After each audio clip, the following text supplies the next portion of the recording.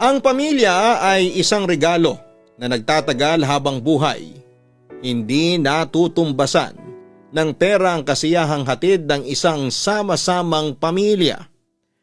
Pero dumarating talaga ang panahon na tumutungtong ang ating mga anak sa tamang edad kung saan ay nagdedesisyon silang magtayo ng sarili nilang pamilya at kinakailangan na nilang umalis sa ating puder. Malungkot yon para sa isang magulang, pero ganon talaga ang buhay. Dear Papa Dudut, isang magandang araw sa inyong lahat. Naisipan ko pong sumulat sa inyong programa para maibahagi ang aking kwento. At may turing na isang malaking karangalan para sa akin kung ito po'y inyong mababasa. Isa kasi ako sa mga milyon-milyon ninyong tagahanga at malaki ang paggalang ko sa mga bumubuo ng radio drama at YouTube channel ninyo. Papa Dudut, tawagin niyo na lamang po ako sa pangalang Nayong. 60 anyos at kasalukuyang nakatira ngayon dito sa Pasig City. Isa akong jeepney driver at ang programa ninyo online ang madalas na pinakikinggan ko, maging ang programa ninyo sa radyo habang ako ay bumabiyahe. Tapos ay isa rin po ako sa mga subscriber nga ng inyong Papa Dudut YouTube channel. At kapag may oras kaming mag-asawa ay sabay kaming nakikinig sa mga tampok mong kwento. Papa Dudut, may asawa ako at 4 na anak. 2 babae at 2 lalaki. At masasabi kong isa kaming masayang pamilya. Samantala pagkatapos mamasada ng jeep ay umuwi ako agad sa aking pamilya at ibinibigay ko ng buo sa asawa kong si Dayang ang buong kita ko. Wala naman akong bisyo kaya ayos lang yon sa akin. At kapag malaki-laki pa ang aking kita ay nag-uuwi pa ako ng pasalubong sa aking 4 na anak. Halos araw-araw masaya ang bandingan naming pamilya, pero mas masaya kami kapag magkakasama kami tuwing sasapit ang Pasko at Bagong Taon. Aba, Paskong Pasko na talaga dito sa bahay. Masayang obserbasyon ko sa buong bahay kung saan ay pinagtulungan noong ayusin ng asawa at mga anak ko ang aming Christmas decorations sa sala at labas ng bahay. Binuksan ko lahat ng Christmas lights para madama natin ang presensya ng Pasko. Dagdag pa ni Dayang. Nga pala, anong inihanda mo ngayong Noche Buena? Tanong ko sa aking asawa. Nagluto ko ng spaghetti para sa mga bata tapos nagprito ko ng hotdog. Tapos gumawa din ako ng fruit salad. Kanina pinabili ko rin ng tinapay si Marie Chris. Ayun, ininit ko kapartner nito yung masarap na keso de bolang binili ko kanina sa palengke. Sagot niya sa akin. Buti naman at maayos ang pamasada mo ngayon. Alam mo pinagdarasal kita na sana'y makauwi ka ng ligtas. Kaya nga sobrang pasasalamat ko ngayon sa Diyos. Pagkatapos noon ay ilang minuto bago mag 12:00 ng hating gabi, ay binuksan na ng mga anak ko ang kanya-kanya nilang mga regalo at lahat naman sila ay satisfied sa mga tinanggap nila. Natuwa naman kami ni Dayang dahil nakita naming masayang-masaya ang mga bata. Hindi nagtagal ay nagpasya na kaming mag Noche Buena. Huwag kayong magunahan, lahat kayo ay makakakain, sabi ni Dayang sa aming mga anak na nooy sabik na sabik nang kumain. Magpakabusog kayong mga anak, masayang sabi ko sa kanila habang binibigyan na sila ng pagkain ng kanilang ina. Dayang, tingnan mo ang mga anak natin, ang sayang pagmasdan, no? Sabi ko sa aking asawa habang masayang nakatingin sa mga anak ko. Sumang-ayon naman siya sa akin. Oo nga masaya tayo kasi nakikita natin silang masaya. Kaya nga malaking bagay talaga na buo ang pamilya natin. Sana palagi tayong ganito, no? Palaging masaya, palaging magkasama. Kahit na sa pagtanda nila ay sana'y sama-sama pa rin tayo. Lalo na kapag magdiriwang tayo ng Pasko at Bagong Taon. Hiling ko pa noon. Sana nga hindi tayo magkahiwa-hiwalay. Ganon din ang hiling ng aking asawa sa araw ng Pasko. Papa Dudut, ganon kami dati. Masaya at kahit na medyo mahirap ang buhay namin ay sama-sama pa rin kami. Maraming dumarating na pagsubok noon sa pamilya namin pero hindi kami sumusuko ni Dayang, ang aking asawa, at mas tumatag pa ang pamilya namin. Papa Dudut, hindi kami nagkulang ni Dayang sa mga pangaral sa mga anak namin. Hindi kami naging pabaya sa responsibilidad namin at kahit nga na mahirap ang buhay ay sinisika pa rin namin na maibigay ng sapat ang mga pangangailangan ng mga anak namin. Samantala mapagmahal din kaming mga magulang, maalaga at mahabang pasensya. Masasabi ko noong una na naging mabuting mga magulang kami ni Dayang dahil lumaking mabait naman ang mga anak namin. Pero habang lumalaki sila ay nag-iiba na ang pag-uugali nila. At ang sama ay hindi namin inaasahan ni Dayang na may isang malilihis ng landas sa mga anak ko. Kahit ano pang klaseng pagtuwid ang ginawa namin para sa kanila.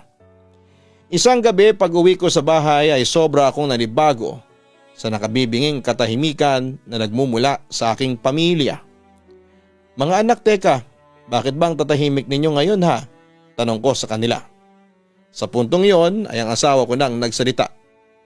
Dayong, may malaki tayong problema. Si Marie Chris. Maya-maya hindi na napigilan ang panganay ko ang umiyak. O anong nangyari sa'yo? Bakit ka umiiyak? Nagtataka kong tanong sa kanya. Sorry po. Natatakot niyang sabi sa akin. Sorry? Bakit? Anong ginawa mong kasalanan? Nagtataka kong tanong sa kanya. Tingnan mo na lang ito, Nayong, sabi sa akin ni Dayang. Nagulat ako dahil pregnancy test kit ang inabot niya sa akin. Nang usisain ko ay nakakita ako ng 2 guhit. Ibig sabihin ay positive. Buntis ang gumamit. Buntis ang panganay mo, sabi pa ng asawa ko sa akin. Hindi naman ako makapaniwala noon sa aking narinig at nakikita. Umakyat din ang dugo sa ulo ko dahil hindi ko noon akalain na meron akong anak. Na inakala kong matino ay siyang magbibigay pala ng sakit ng ulo sa akin. Dahil sa matinding emosyong nararamdaman ko ay nasampal ko ang aking panganay na si Marie Chris. Hayop kang bata ka. Sinong nakabuntis sa'yo? Si Albert po, yung boyfriend po ni Rowelyn. Sagot sa akin ang aking anak. Anong sabi mo? Nagpabuntis ka sa boyfriend ng best friend mo? Walang iya ka, ang landi mo. Galit na sabi ko sa kanya habang pinagsasampal ang umiiyak kong anak. Tama na po, maawa po kayo sa akin. Pagmamakaawa naman sa akin ni Marie Chris. Siya namang awat sa akin ang asawa ko. Nayong, ano ba? Huwag mong saktan ang anak mo, sabi pa niya sa akin. Dapat lang sa babaeng niya nagulpihin para magtanda, sabi ko kay Dayang. Pagkatapos ay bumaling naman ako sa aking anak. Hoy Marie Chris, hindi kita pinalaking malandi. Hindi ako nagkulang ng pangaral sa iyo tapos ganito lang ang gagawin mo. Nayong, tama na. Anak mo pa rin yan. Huwag mong saktan, sigaw sa akin ni Dayang habang inaawat ako. Pilit naman akong kumawala sa pagkakahawak sa akin ni Dayang. Hindi ako titigil hanggat hindi ko natuturuan ang leksyon ng babaeng ito. Umawat na rin sa akin noon ang iba ko pang mga anak. Yan kasi ang hirap sa iyo, Dayang. Kinukonsinti mo yung mga anak mo kaya lumalaking swail. Balik ko naman kay Dayang nang patuloy pa rin siya sa pag-awat sa akin na paluin si Marie Chris. Hindi ko sila kinukonsinti. Sinasaway lang kita kasi ikaw na ang umaabuso sa kapangyarihan mo, sagot naman niya sa akin. Nagpantig naman ang tenga ko sa mga sinabi ni Dayang kaya agad ko siyang kinumpronta. Ako? Umaabuso? Ako pa ngayon ang sinisisi mo? Dayang, dinidisiplina ko lang ang mga anak natin. Yan kasi ang problema sa iyo. Konsentidora ka. Mali ang pagpapalaki mo sa mga anak natin. Paninisi ko pa sa kanya. Tulad naman ng aking inaasahan ay dumipensa kaagad ang asawa ko sa aking akusasyon laban sa kanya. Hoy Nayong, kahit na asawa kita, wala kang karapatang husgahan ang pagpapalaki ko sa mga anak ko. Ikaw hanggang bigay ka lang ng pera sa akin. Ako buong buhay ko inalay ko sa kanila. Ako ang kasama nila sa araw-araw at dahil sa palagi kang wala, hindi mo alam kung gaano karaming dugo at pawis ang ibinuhos ko para sa pagpapalaki ng maayos sa mga anak natin. Sabi pa niya sa akin. Ganun pala maganda pala ang pagpapalaki mo sa mga anak natin. Bakit nagpabuntis yang magaling mong anak? Balik ko sa kanya. Kung makapagsalita ka naman dyan, parang hindi ka nagkamali ni minsan. Ang sabi ni Dayang na nooy naiiyak na sa galit at sama ng loob. Samantala ay muli akong bumaling sa aking anak. Lumayas ka sa harapan ko, Marie Chris. Bago pa magdilim ang paningin ko sa iyo, sigaw ko pa sa kanya. Agad namang sumunod si Marie Chris at umiyak itong bumalik sa kwarto. Sumunod naman sa kanya sina Dayang at mga anak ko. Naiwan akong mag-isa noon sa sala at doon ay hindi ko na napigilan ang pagdaloy ng luha sa aking mga mata. Papadudot 18 anyos ang panganay kong si Marie Chris nang mabuntis. Masama ang loob ko sa anak ko dahil kahit na anong pangaral ang gawin ko sa kanya ay sinuway pa rin niya ako. Ni minsan ay hindi ko pinangarap na meron akong anak na mapapariwara. Pinalayas ko noon si Marie Chris sa pag-aakalang magmamakaawa siya at hihingi ng tawad sa amin at magbabagong buhay, pero nagkamali ako. Dahil pagkatapos niyang manganak ay hindi na siya bumalik ng bahay at nakipag-live-in na siya sa kung kani-kanino. Hindi na rin niya natapos noon ang pag-aaral niya. Papadudot, wala kaming nagawa noon ni Dayang, kundi ang ipagdasal na lamang ang anak namin sa Panginoon. Lumipas pa ang ilang taon ay tinuon na lamang namin ni Dayang ang atensyon namin sa iba pa naming mga anak. Nakita namin at pinaramdam na mahalaga sila sa amin, para naman hindi pumasok sa isipan nila na iwanan kami tulad ng ginawa ni Marie Chris. Siya nga po pala, Mapa. Kaya po pala kasama ko si Marco kasi namamanhikan po siya sa atin. Wika ni Ronaldin sa amin ni Dayang. Ha? Namamanhikan? Nung unay nagulat pa ako sa aking narinig. Tito, inalok ko na po ng kasal si Ronaldin at tinanggap naman po niya. Sagot naman ni Marco, ang boyfriend ni Ronaldin. Opo pa, tinatanggap ko na po yun kasi pareho na rin naman po kaming stable sa mga trabaho namin. At saka po nasa hustong gulang naman po kami. Sabik na wika ng anak ko. Sa puntong yon ay nakaramdam ako ng kalungkutan dahil isa lamang ang ibig sabihin noon. Kapag naikasal na si Ronaldin ay aalis na siya sa bahay at hindi na namin siya makakasama pa. Sigurado na ba kayo sa desisyon ninyong yan? Seryoso kong tanong sa kanila. Opo pa, gusto na po namin ni Marco na lumagay sa tahimik. Magpapakasal po kami. Nagkasundo na po kami na bubukod na po kami. Paglilinaw pa ni Ronaldin. Bumalik naman sa akin ang asawa ko. Nayong, payagan na natin sila. Samantala'y huminga na lamang ako ng malalim bago muling nagsalita. Sige, bahala kayo. Nasa inyo na ang basbas ko. Congratulations ate. Bate ng anak kong si Mark sa kanyang ate. O nga ate Ronaldin, congratulations dahil nakabingwit ka ng papabol na fiancé. Ilayo mo nga lang siya sa akin kasi baka akong maging fiancé niya at hindi ikaw. Sabi naman ng anak kong Becky na si Eman. Natawa lamang si Ronaldin sa sinabi ng kapatid niya. Ronaldin, ngayon pa lang ay pinapaalalahanan na kita. Yung mga bilin ko sa iyo ay huwag mong kakalimutan maging mabuti kang asawa kay Marco. Bilin ni Dayang sa kanyang anak. Opo ma, hindi ko po nakakalimutan yung mga tinuro ninyo sa akin. Paniniguro ng anak ko. Huwag din po kayong mag-alala, tito, tita. Magiging mabuti rin po akong asawa sa anak ninyo. Pangako ko po yan. Yun naman ang binitawang pangako ni Marco sa amin. Mabuti naman kung ganun. Kailan ang kasal? Usisa ko. Sa darating na taon na po, sagot ng future manugang ko. Napatango ako bilang reaksyon sa sinabi niya. Maging masaya sana kayong pamilya, Ronaldin at Marco. Sabi ko pa sa dalawang magsing irog. Papadudot ilang buwan ang lumipas ay natuloy ang pagpapakasal ni na Ronaldin at Marco at sumama na ang anak ko sa asawa niya para bumukod. Kasabay din noon ay ang pagpasok ni Mark sa Philippine Military Academy at doon na siya nag-board papadudot. Wala kaming nagawa ni Dayang sa pag-alis ng dalawang anak namin at sa halip ay napilitan na lamang naming tanggapin ang naging desisyon nila. Papadudot ang aming bunsong si Emma na lamang noon ang natira sa amin ni Dayang. Pero hindi na kami katulad dati noon na isang masayang pamilya dahil kulang na kami. Kaya tuloy minsan ay hindi ko maiwasan ng maiyak dahil naaalala ko ang mga panahong magkakasama kaming kumakain, nagkwekwentuhan, nagtatawanan At kapag may problema ay sama-sama kami at nagdadamayan. Lumipas ang panahon. Ang mga alaala ay mananatili na lamang alaala. At kahit labag sa loob mo ay meron at merong lilisan.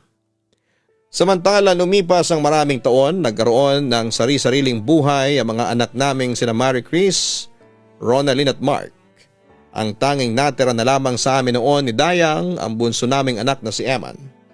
At dahil siya na lamang ang titira naming anak na kasama, ay pinagtuunan namin siya ng atensyon at pagmamahal. Kahit nga ako ay tinanggap ko ang pagiging bakla ng bunso ko dahil ang mahalaga noon sa akin ay makasama ko lang ang anak ko. At para huwag lumayo siya sa aming mag-asawa. Kaso nga lang Papa Dudut, darating at darating din ang panahon na kailangan na ring tumayo ng bunso ko sa sarili niyang mga paa. Nayong, kanina ka pang walang kibo dyan. Nag-aalalang wika sa akin ni Dayang.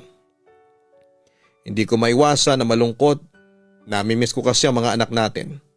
Sabi ko noon sa aking asawa habang tinitingnan ko ang aming photo album kung saan ay kumpleto pa kami. Ganon talaga, si Ronalyn kasama ang asawa niya sa Amerika na sila nakabase. Si Mark naman ay nasa malayong lugar naka-duty. Si Marie Chris naman galit pa rin siya sa atin hanggang ngayon. Ang wika ni Dayang na nooy nakaramdam ng kalungkutan. Bakit naman siya magagalit sa atin samantalang siya naman ang may kasalanan?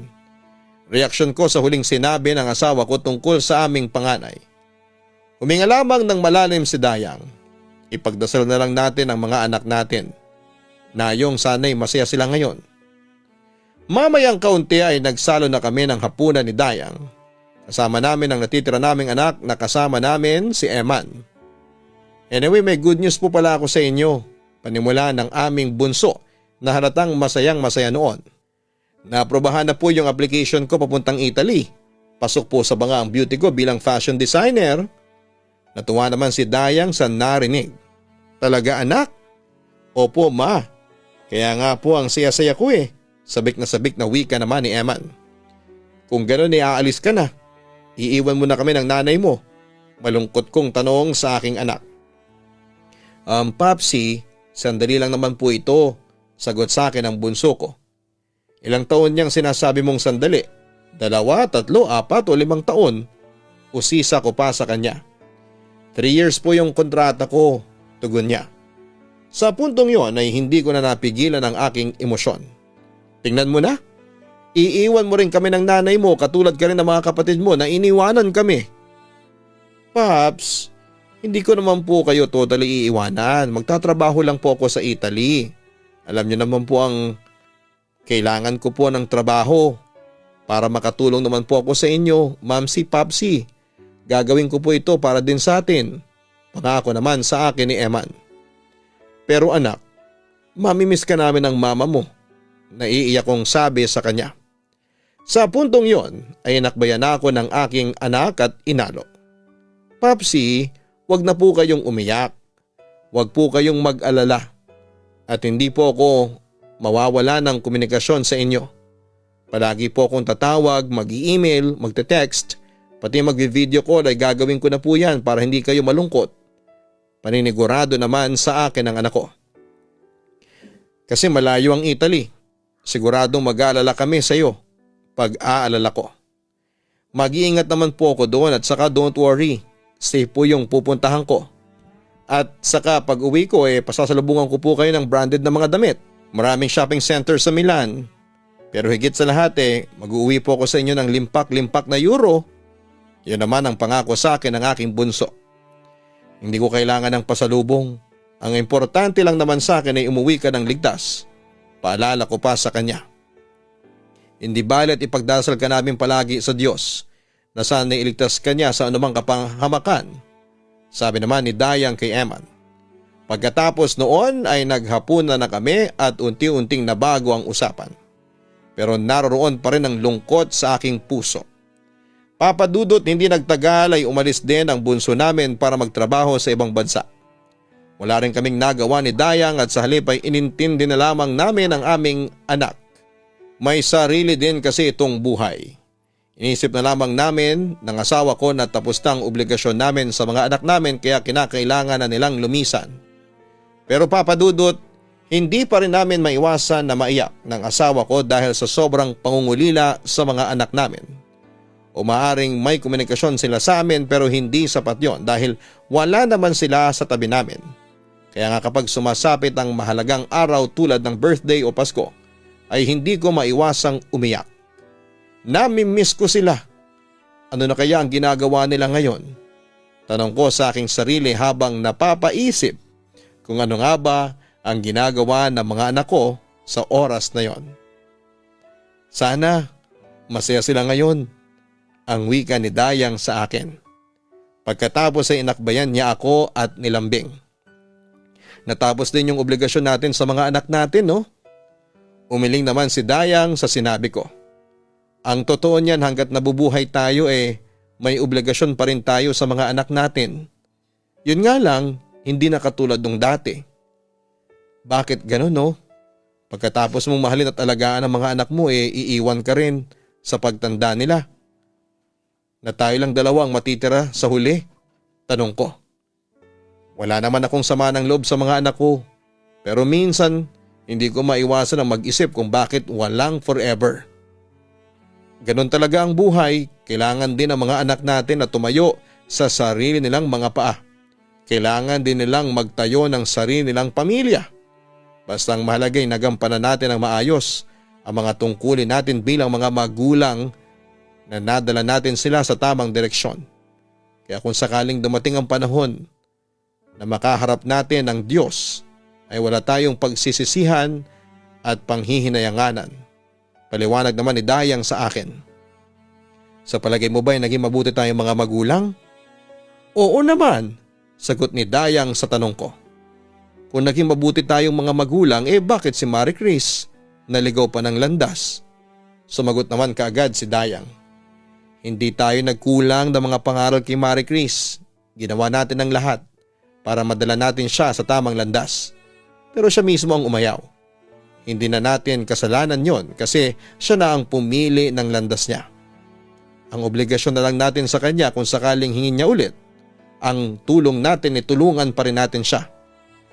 Pero maliban kay Marie Chris, naging maayos naman ang buhay ng tatlo pa nating mga anak. Yung tungkol naman pala kay Eman, buti naman at madali mong natanggap yung tunay niyang pagkatao, wika ni Dayang sa akin. Napangiti naman ako. Siyempre kahit ano pang kasarian niya, anak ko pa rin siya. Iyon ang nanaig sa akin kaya hindi ko siya pinagalitan. At saka umaasa rin ako noon na sa lahat ng mga anak natin siya ang matitira na kasama natin.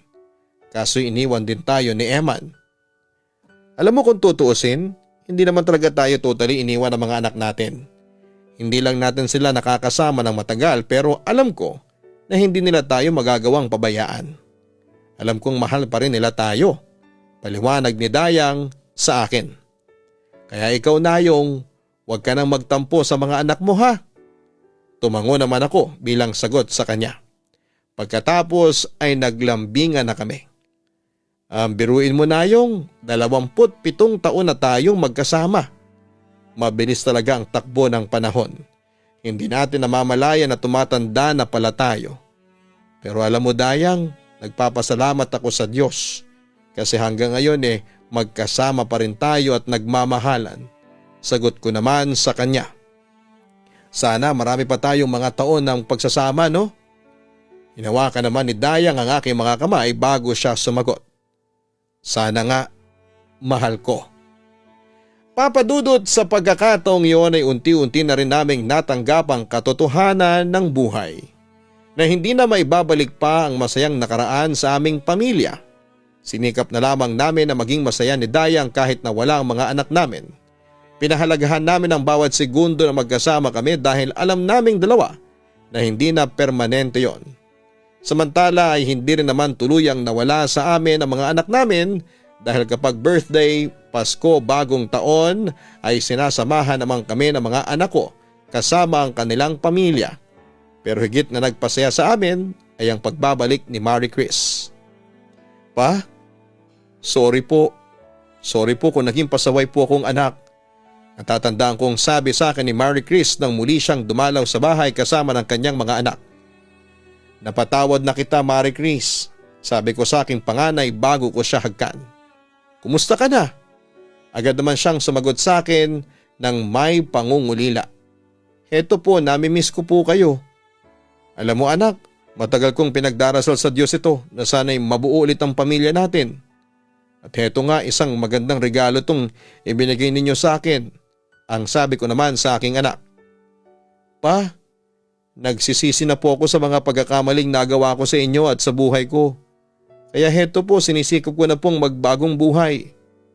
Magandang balita yan anak, sabi ko naman sa kanya. Halos maiyak ako sa tuwa dahil sa wakas ay buo na ulit ang pamilya namin. Papadudod sa ngayon ay magkasama pa rin kami ni Dayang at heto masaya pa rin ang buhay.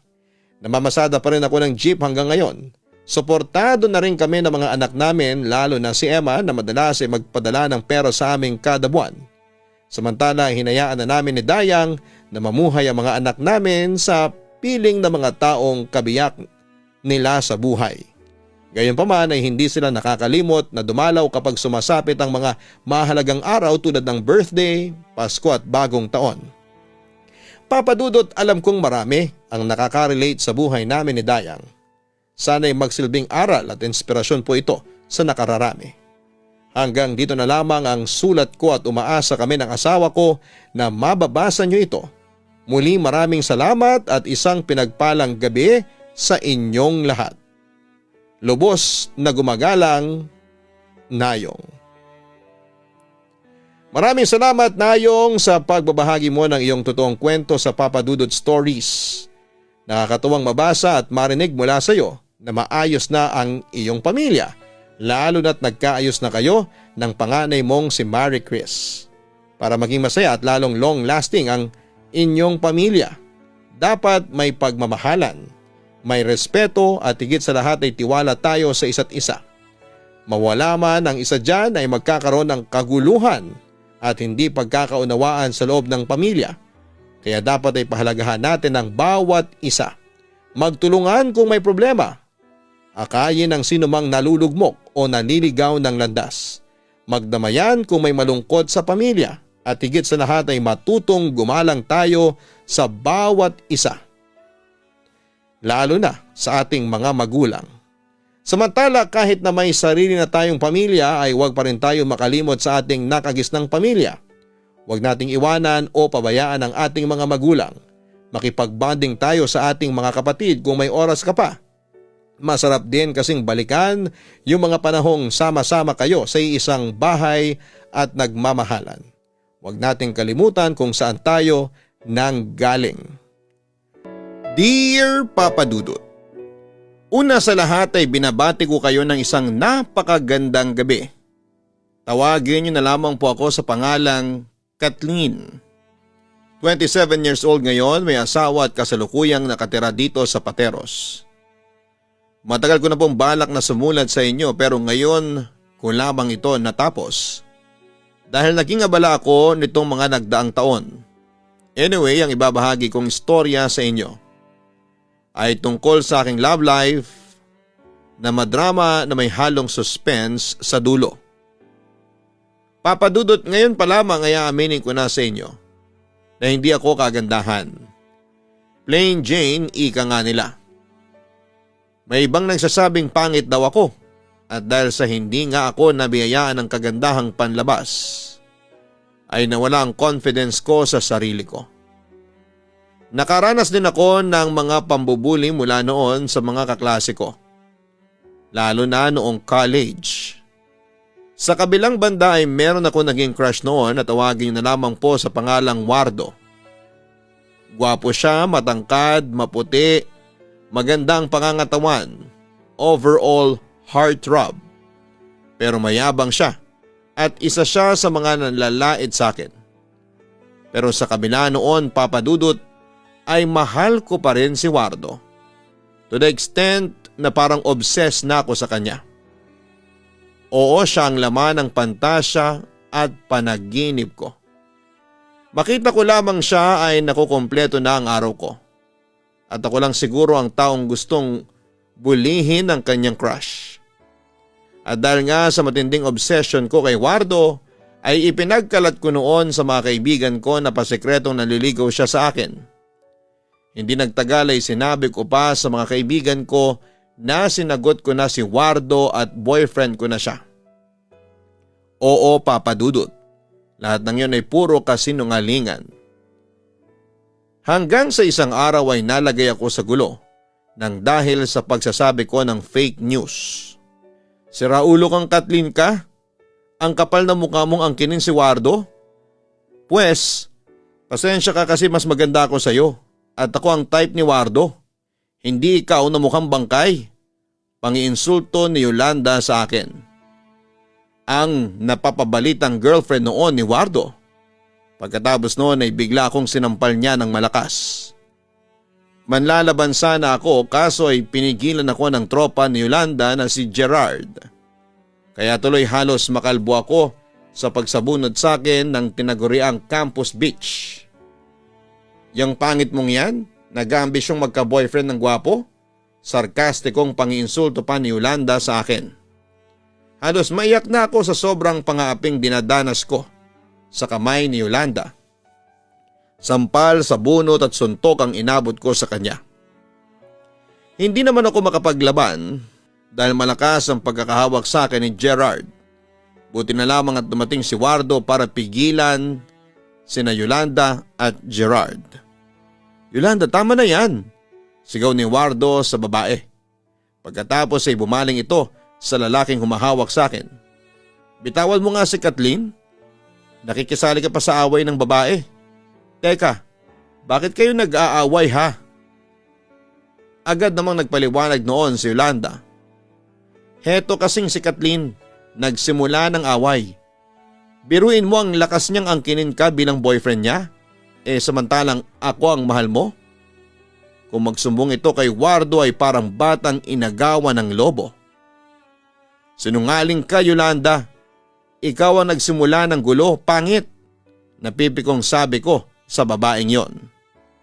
Wow ha, sayo pa talaga nanggaling ang salitang pangit. Hoy, tumingin ka nga sa sarili mo, sa salamin, bago ka magsalita ng pangit. Sarkastikong balik niya sa akin. Ikaw, Kathleen, ano bang problema mo ha? Bakit mo ba inaaway ang girlfriend ko? At saka, bakit ba ayaw mo akong tigilan? Ilang beses ko nang sinabi sa'yo na ayaw ko sa'yo. Hindi kita type. At saka kahit kailan ayaw kitang maging girlfriend. Wika naman ni Wardo na siyang nagpadugo ng puso ko. Ayan ha, Kathleen, narinig mo na. Ayaw sa'yo ni Wardo, so please tigilan mo na ang boyfriend ko. Kasi kung hindi, ilalampaso ko yung pagmumukha mo. Wika pa sa akin ni Yolanda. At saka kung nagdodroga ka man, please lang tumigil ka na. Kasi kahit kailan, hindi ako papatol sa isang katulad mo. Tingnan mo naman yung itsura mo, ang pangit mo. Pahabol na insulto pa ni Wardo sa akin. Wardo, mahal kasi kita. Naiiyak akong umami noon sa kanya. As expected ay nagtawanan lamang sina Wardo, Yolanda at Gerard sa mga sinabi ko. Ang kapal mo naman na umasang mamahalin ka ni Wardo. Napakambisyoso mo. Pangaasar pa sa akin ng Campus Beach. Nagpatuloy naman si Wardo. Magising ka na nga sa katotohanan, Kathleen. Una sa lahat, hindi tayo bagay sa isa't isa. Pangalawa ay hindi ikaw ang tipo kong babae. Pangatlo, wala akong nararamdamang espesyal para sa'yo. Kaya naman, gumising ka na sa katotohanan. Parang awa mo na, Kathleen. Layuan mo na kami ni Yolanda. Utos pa niya sa akin. Wardo, please. Ewan ko ba pero noong sandaling yon ay nagmamakaawa pa ako sa kanya. Tumigil ka na sa kabaliwan mo. Tandaan mo, hindi ako pinanganak at ginawang gwapo ng Diyos para lang ikaw ang makatuluyan. Wika pa ni Wardo sa akin. Papadudot dahil sa mga pangiinsultong natanggap ko, nag-decide na lamang akong tumakbo palayo sa kanila. Sobrang nasaktan hindi lang ang katawan at puso ko, kundi pati na rin ang self-confidence ko. Hindi na ako pumasok noon sa next class ko dahil nagkulong na lamang ako noon sa banyo ng library kung saan ay walang tao. 3 oras akong nagkulong sa isang cubicle. Samantala pagsapit ng 6:00 ng gabi ay saka lamang ako dali-daling lumabas. Ngunit habang nagmamadali ako maglakad palabas ng gate ay may narinig akong boses ng lalaking tumawag sa pangalan ko. Paglingon ko ay si Wardo yon. Ano bang pag-uusapan natin ha? Nahihiyang tanong ko sa kanya. Kathleen, I'm sorry. Sinserong sabi niya sa akin. Nagulat naman ako at nagtaka sa aking narinig. Sorry, para saan? Question ko sa kanya. Yung tungkol sa nangyari kanina. Yung sa away ninyo ni Yolanda. I'm sorry about that. Hindi ko gustong saktan ang damdamin mo. Hindi ko sinasadya yun. Kathleen, maniwala ka sa akin. Nagduda naman ako sa sinabi at intensyon ni Wardo sa akin. Ano yung hindi mo sinasadya? Yung mga panlalait mo sa akin? Hindi mo sinasadya yun? Sa palagay mo, maniniwala ako sa'yo? Tila galit kong tanong sa kanya. Pero ipinakita niya sa akin ang pagkasinsero niya. Kaawa-awa at kapani-paniwalang mukha niya. Kathleen, maniwala ka sa akin. Nasabi ko lang yun kasi nagipit ako. Hindi kita maipagtanggol sa mga kaibigan ko kasi natatakot ako na baka asarin nila ako. Kathleen, alam mo bang pagkatapos na pagsalitaan kita ng masasakit sa harapan ni Yolanda at mga kaibigan ko na-guilty ako ng sobra? Pagtatapat pa niya sa akin. Dahil naman sa crush ko si Wardo ay unti-unti niyang nakuha ang tiwala ko. Matanong ko lang, bakit bigla naman nagbago ang ihip ng hangin? Kathleen, seryoso ako. Sorry na please. Para bang nagmamakaawa si Wardo na patawarin ko siya. Hindi talaga ako makapaniwala noon sa aking narinig mula sa kanya. Pero natanggap ko rin yon kinalaunan. Ang importante lang naman sa akin ay ma-acknowledge na ako ng aking crush. Okay, tinatanggap ko at pinapatawad na kita. Inosenteng sabi ko noon kay Wardo. Pero hindi pa doon natatapos ang lahat dahil may pasabog pa si Wardo ng gabing yon. Alam mo ba, nakipag-break na ako kay Yolanda kanina. Nanlaki naman ang mga mata ko sa sobrang pagkagulat. Ha? Talaga? Ang bilis naman. Teka, bakit naman? At saka bakit mo sinasabi sa akin yan? Nakipaghiwalay ako kay Yolanda kasi may mahal akong iba. At ikaw talaga yon, Kathleen. Hindi naman ako nakakibo sa ginawang pagtatapat ni Wardo sa akin. Could it be real? O baka nananaginip lamang ako? Nagpatuloy si Wardo sa kanyang revelasyon. Matagal na akong may gusto sa'yo. Kaso'y nagpapanggap lang ako na ayaw ko sa'yo. Kasi nga hindi ba, natatakot akong asarin ng mga kaibigan ko. Hindi sa kinakahiya ko yung totoong nararamdaman ko pero ayaw ko lang na intrigahin ako ng mga yon. Kung alam mo lang, Kathleen, kung gaano ako nasasaktan sa tuwing pinagsasalitaan ka nila ng hindi maganda. Kathleen, tandaan mo na hindi ka pangit. Oo, maaaring payat ka pero may itsura ka at nagkagusto na ako sa iyo nung una pa lang kitang makita. Hindi ako nakakibo noon dahil never in my life na in-expect ko na maririnig ko ang mga salitang yon sa kanya. Pero sinamantala ko noon ang pagkakataon. Nanligaw si Wardo sa akin at sinagot ko din siya. Kinalaunan at naging kami. Oo, minahal ko siya at ibinigay ko sa kanya ang lahat. Kahit na puri ko ay ibinigay ko na rin sa kanya. Mapatunayan ko lang kay Wardo na mahal ko siya. Sa kabilang banda ay hindi naging tahimik ang relasyon namin dahil maraming babae talaga ang umaaligid sa kanya. Bukod sa nakakaramdam ako ng kakaiba mula kay Wardo, hindi ko kasi maiwasang questionin ang katapatan niya sa akin dahil madalas ko siyang mahuli noon na nakikipag-flirt sa ibang mga babae. Hanggang isang araw ay nalaman ko ang katotohanan sa boyfriend kong si Wardo. Aksidenteng napakinggan ko noon ang usapan ni Wardo, Yolanda at kaibigan nilang si Ben-Hur. Nanlumo ako nang malaman kong pinagpupustahan lang pala nila ako. At ang lahat ng pakita sa akin ni Wardo ay pawang peki lamang. Napaiyak ako at nagkating class ako pagkarinig ko ng usapan nila. Maaga akong umuwi ng bahay at doon ay pinagnilay-nilayan ko ang aking sitwasyon. At sa huli ay nagpasya na lamang akong tawagan si Wardo para makipag-break sa kanya nang hindi ko ipinagtatapat sa kanya ang aking nadiskubre. Siyempre nagtaka siya at halos magmakaawa sa akin, pero desidido na ako noon. Gusto kong matalo siya sa pustahang yon at sinumpa ko sa aking sarili na simula sa araw na yon ay hindi na ako magpapaloko pa sa lalaking yon. As expected ay panay ang pangungulit niya sa akin kahit nasa loob ng campus. Tinatwiran ko na lamang sa kanya na nadiskubre ko sa aking sarili na hindi pala ako handang makipagrelasyon sa isang lalaki. At kapag nakikita ko sina Yolanda, Gerard at Ben-Hur ay napapangisi na lamang ako dahil hindi sila nagtagumpay na paikutin ako. Samantala lumipas ang ilang buwan simula nang isuko ko sa kanya ang bataan ay nakaramdam ako ng kakaiba sa katawan ko. Hindi nagtagal ay nalaman ko na lamang na buntis ako at si Wardo ang ama. Natakot ako noon, Papa Dudut, lalo na sa tatay kong sobrang higpit sa akin. Siguradong hindi niya matatanggap na isa akong disgrasyada, kaya humanap ako ng paraan. May kapatid si Wardo na nagngangalang Terence at hayagan ang pagkagusto niya sa akin. Katunayan nga ay pinagbibintangan pa ni Wardo ang kapatid niya, ang dahilan kaya bigla akong nakipaghiwalay. Sa kabilang banda dahil sa malaki nga ang pagkagusto sa akin ng nerd na si Terence, ay sinamantala ko ang pagkakataon at lumapit ako sa kanya para tulungan ako sa problema ko.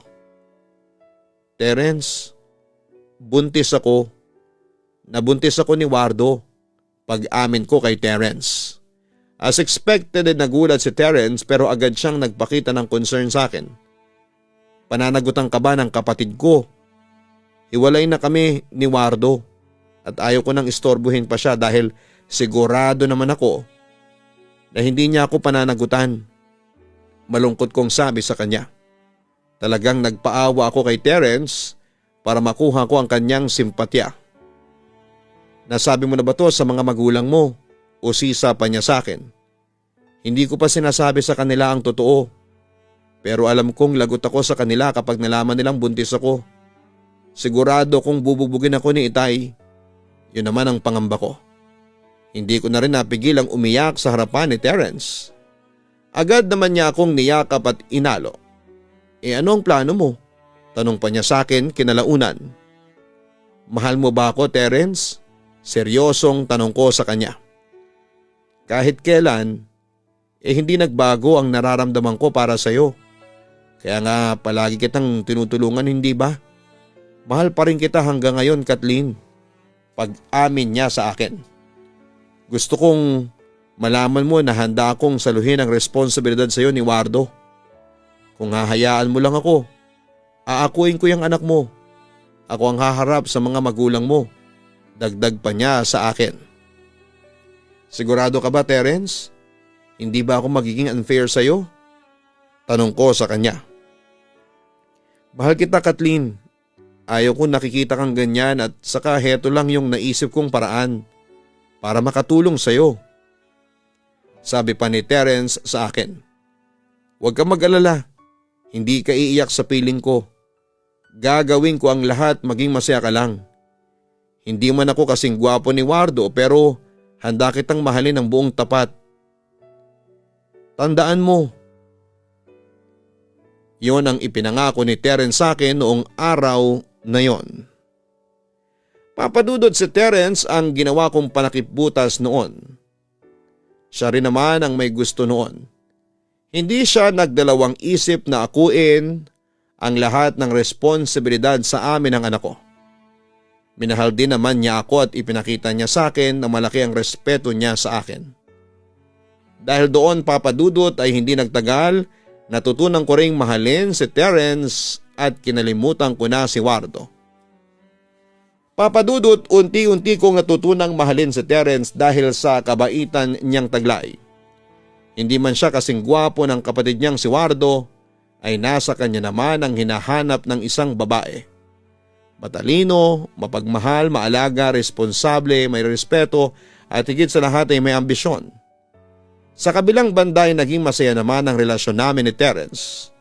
Yun nga lang ay madalas may eksena ang kapatid niyang si Wardo na hindi ko mawari kung nagpapapansin lang ba sa akin. Madalas siyang manggulo sa relasyon namin. Katulad na lamang isang gabi. Teka, anong ginagawa mo dito? Sinong hinihintay mo? Naiinis na tanong ko kay Wardo. Hinihintay kita. Kasama mo pala ang kapatid ko. Saan naman kayo nagpunta ha? Tila may bahid ng matinding selos ang boses niya ng mga sandaling yon. Wala ka nang pakialam doon kung saan man kami magpunta ni Terence. Giit ko sa kanya. Ang lakas ng loob mong gawing panakipbutas ang kapatid ko? Kompronta niya. Hindi ko panakipbutas ang kapatid mo. Mahal ko si Terence. Depensa ko naman. Napatingin naman si Wardo sa lumalaki kong tiyan. Yang pinagbubuntis mo, sa kanya ba talaga yan? Tanong pa niya sa akin. Oo, bakit? Mataray kong sagot sa kanya. Hindi ako naniniwala, Kathleen. Alam ko, hindi kay Terence yung pinagbubuntis mo. Malakas ang kutob ko na sa akin yung batang yan. Ano? Aamin ka na ba? Akin yan, di ba? Paninindak niya sa akin para mapilitan akong umamin. Samantala'y huminga muna ako ng malalim bago ko siya sagutin. Kung sasabihin ko sa iyo ang totoo, oo, sa iyo tong pinagbubuntis ko. Ang tanong, aakuin mo ba? Agad namang sumagot si Wardo. Oo, aakuin ko, Kathleen.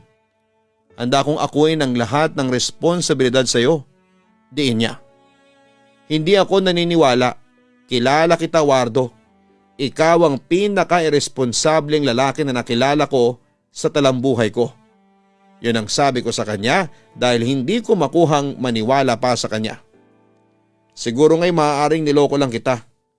Pero hindi sapat na dahilan yon para husgahan mo na ang buong pagkatao ko.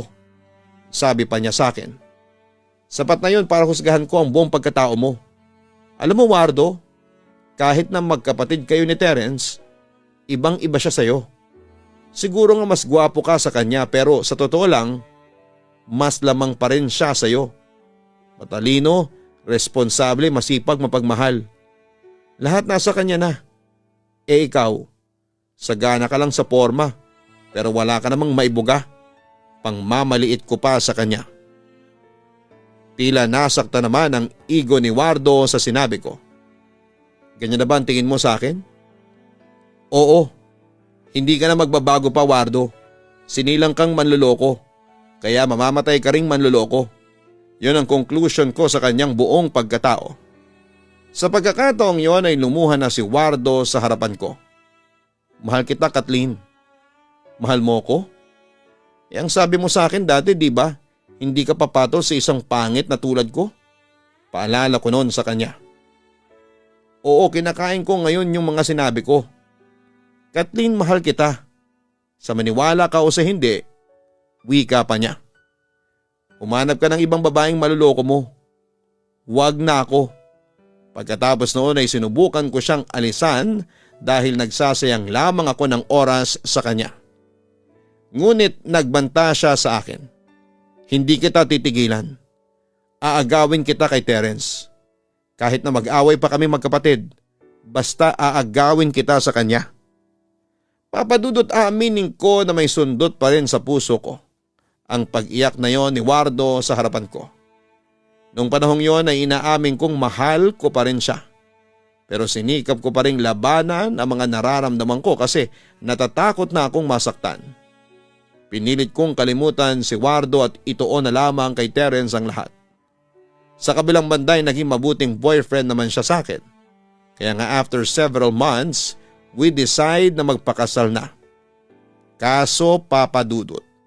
Nabigo ako dahil sa huli si Wardo pa rin talaga ang tinitibok ng puso ko.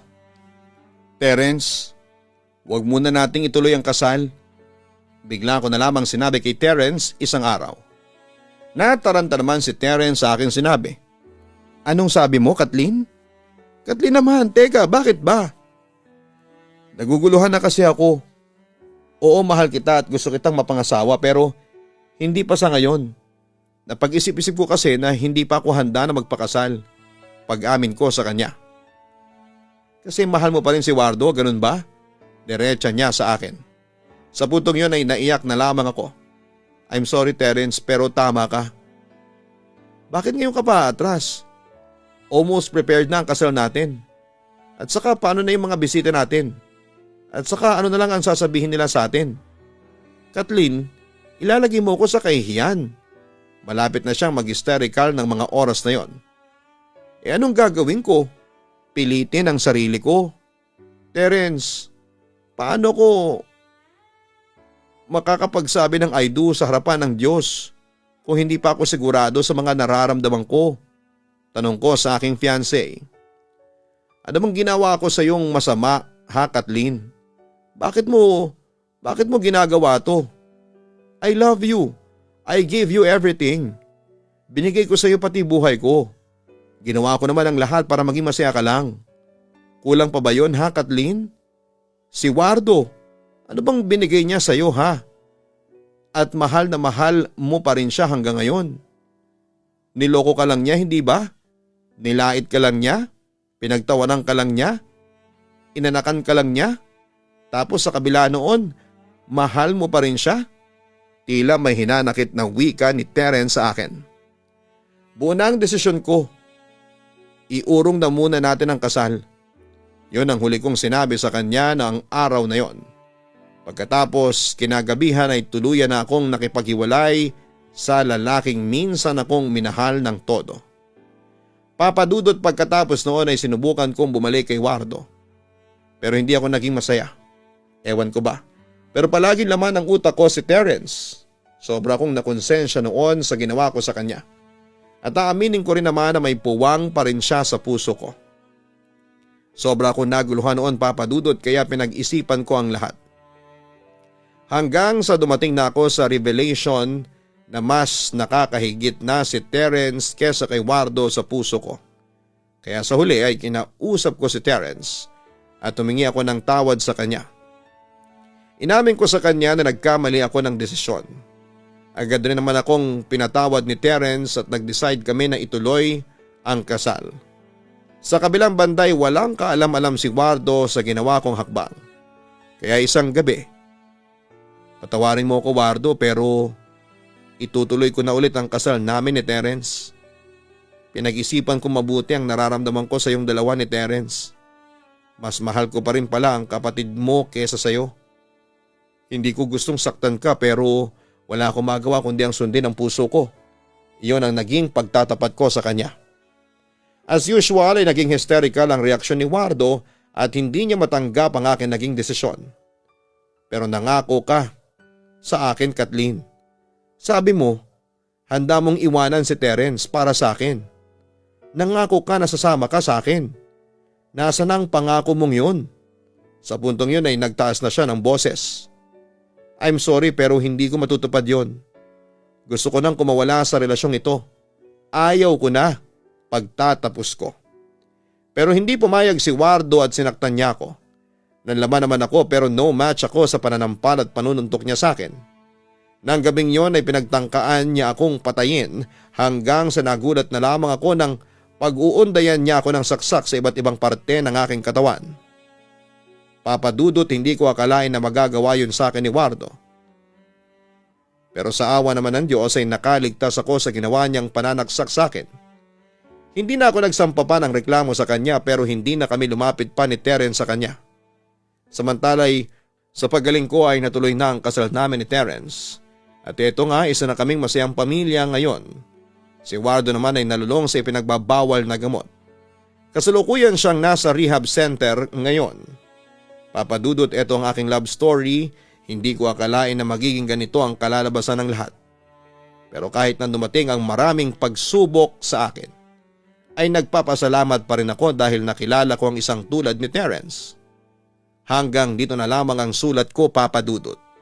Muli maraming salamat and God bless sa inyong lahat. Lubos na nagpapasalamat, Kathleen. Dahil sa kaguluhan ng iyong isip at desisyon pagdating sa pag-ibig ay nanganib ang iyong buhay. Bago tayo pumasok sa isang relasyon, siguraduhin natin na buo ang ating loob. Siguraduhin handa tayo sa mga responsibilidad at lalong siguraduhin desidido ka na sa mga bagay-bagay. Kung madaling magbago ang iyong isip, it shows na hindi ka pa handang pumasok sa isang relasyon. Dahil ang pabago-bagong isip ay pwedeng makadulot sa iyo ng maling desisyon na makakaapekto sa iyong buhay at kinabukasan.